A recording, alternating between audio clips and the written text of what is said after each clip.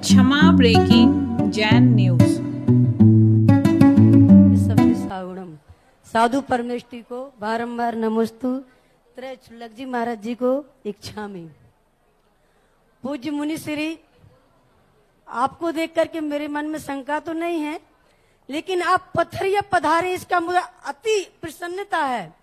पथरिया की समाज इतनी अच्छी समाज है, क्योंकि आप आए नहीं इसी पथरिया आपसे परिचित नहीं है। पथरिया की समाज एक थी, एक है और एक रहेगी। कभी भी कोई भी साधु आ जाए, ये पथरिया की समाज इतना मान सम्मान से उनकी दिनचर्या कराती है कि उनको पता नहीं चलता है कि हम कहाँ आ गए हैं। इसलिए कल आप जो गंदोदक का उदाहरण दे रहे थे महिला वर्ग को कि आप भोजन नहीं बनाना, आप गंदोदक लेके तभी भोजन करना देके, तो पूज्य श्री यदि गंदोदक सही गंदोदक समाज को आप दिलवाना चाहते हो तो आपको चतुर्मास करना पड़ेगा।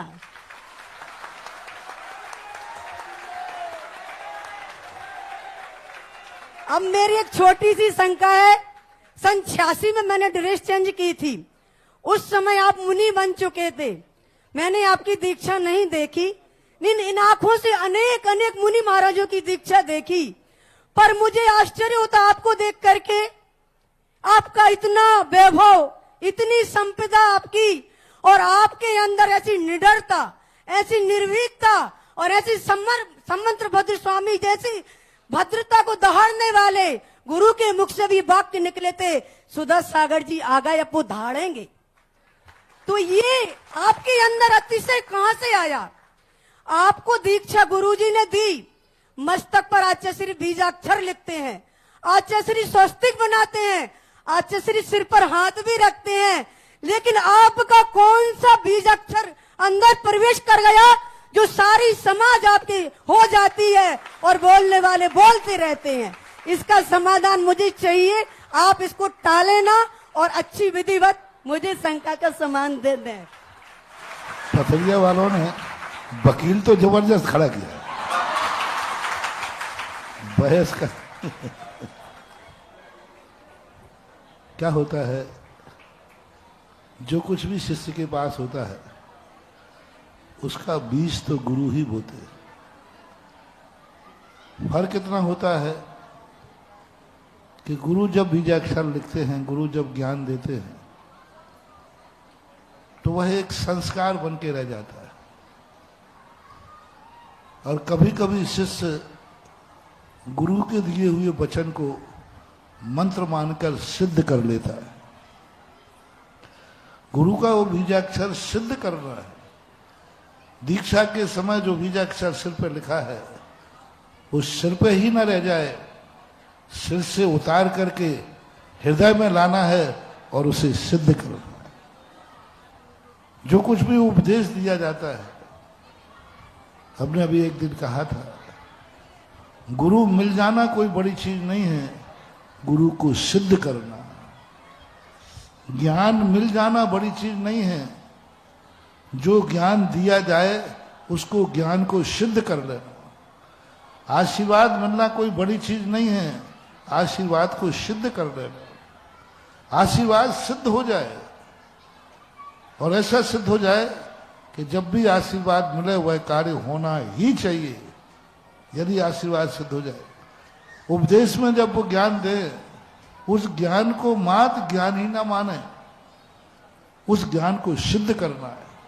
सिद्ध करने का अर्थ होता है उसे आत्मा की पर्याय बनाना है, उस आत्मा को अपने जीवन में ढालना है।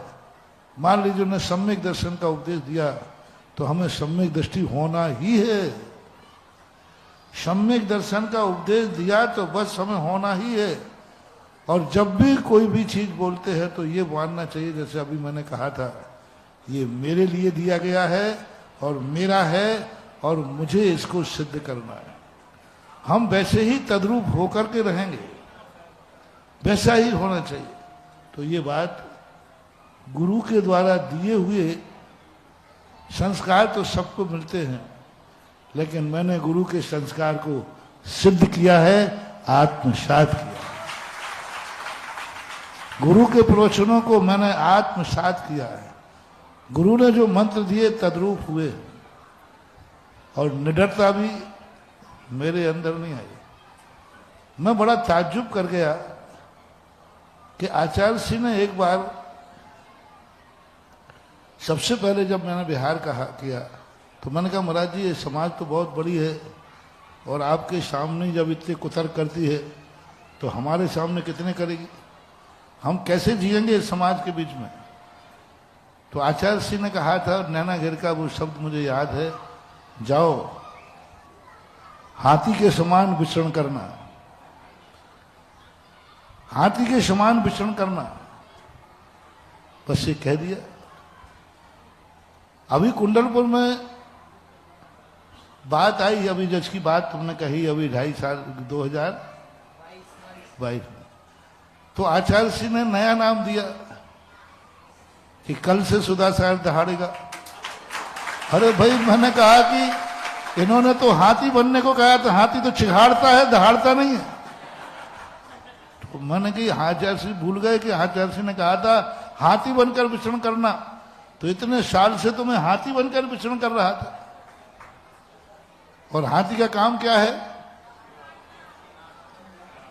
अपने मस्त हाथी की चाल में चलना, कुत्ते भौंक रहे हैं तो मैं तो उसी की साधना, क्योंकि मैंने पहले ही कहा गुरु महाराज जो कहते हैं उसको मैं सिद्ध करता हूं और सिद्ध करने का भाव करता हूं। तो मैं तो गज चाल को सिद्ध किए बैठा था। अब एकाएक उन्होंने दहाड़ कह दिया तो मैंने कहा इसका क्या संकेत होना चाहिए क्या। तब पता चला कि थोड़ा जमाना बदल रहा है बेटा, हाथी बनने से काम नहीं करेगा, अब थोड़ा शेर बनना पड़ेगा तभी जी पाएगा।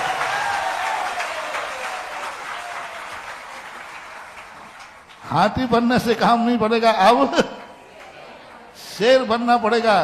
अब तुझे भी थोड़ा सा शेर बन करके जी, क्योंकि आज का युग हाथी बनकर जीने में जी करके।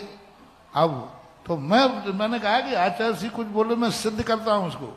आचार्य सिंह ने क्यों दहाड़ की कही जब उन्होंने गज के समान चलने को कहा था। तो मैंने तो इतने साल क्या बनने में निकाल दिए, गज जैसे नेचर बनाने का। अब उन्होंने दहाड़ का कहा तो मैं समझ गया कि गुरु का संकेत है बेटा, अब गज नहीं, अब दुनिया में ऐसे लोग निकम्बे हो गए हैं कि अब तुझे शेर बन करके जीना है और शेर की दहाड़ लगाना है। तब से मेरे में निडरता आ गई। मैंने गुरु के वचनों को सिद्ध किया है, करना है, करूंगा, जारी है, बस यही विशेषता मान लीजिए। बोलिए मुनि पुंगव श्री सुधा सागर जी महाराज के।